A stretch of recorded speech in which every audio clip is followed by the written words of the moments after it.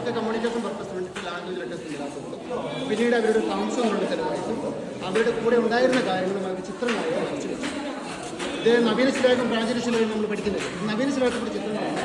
പ്രാചീന ശിലായുഗ പെയിൻറ്റിങ്സ് ആണ്. ഇലയും പൂർത്ത് പിടിച്ച് പിടിഞ്ഞ് കളറിലൊക്കെ ചിത്രങ്ങൾ വരച്ചു വെച്ചു. ഇവിടെ സ്റ്റോൺ വെച്ച് ഒരു 500 സ്ക്വയർ ഫീറ്റ് ചിത്രങ്ങളുണ്ട്. നമുക്കെല്ലാം മനസ്സിലായിട്ടില്ല. മനസ്സിലായത് മെയിൻ ചിത്രം ഇതാണ്. ഒരു ട്രൈബൽ ലീഡറിൻ്റെ ചിത്രമാണ്. The same person back side, front side and back side. ഈ റൗണ്ട് കാണുന്നത് മുഖത്തിന് വലത്തേൽ ഒരു ആനയുടെ ഈ റൗണ്ട് കാണുന്നത് ഫോണിൽ ഇരിക്കുന്നു. അവിടെ എപ്പോൾ കാണുന്നത് ഒരു ഉണ്ടുകൊണ്ടിന്റെ ചിത്രം. അതിൻ്റെ നടത്ത് നോക്കുന്ന ചെറിയ വീലുകളുണ്ട്. കാണുന്നില്ല. അതിന് പലതരത്തിലുള്ള ചിത്രങ്ങളാണ്. അല്ലെങ്കിൽ അവിടെ 2 ലിപികളുണ്ട്. അത് ബ്രാഹ്മി തമിഴ്, സംസ്കൃതം. ആ ബ്രാഹ്മി തമിഴിൽ എടുത്തിരിക്കുന്നത് പല പുളിയെ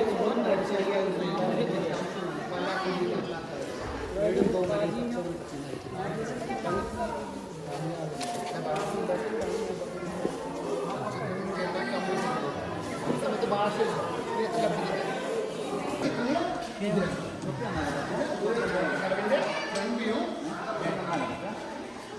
ഇപ്പൊ അവിടെ ഒരു കുഴിയില്ല. കുഴിക്ക്